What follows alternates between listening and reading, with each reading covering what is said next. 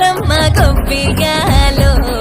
ఈ సంక్రాంతి సంబరమయ్యే గొప్పియాలో గొప్పియాలో లమ్మ గొప్పియాలో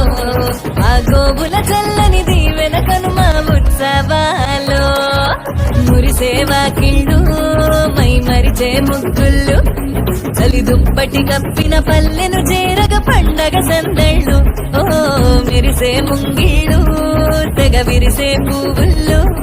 ప్రతి గడపలకు తోరణమై పూసి చూసే తిరనాళ్ళు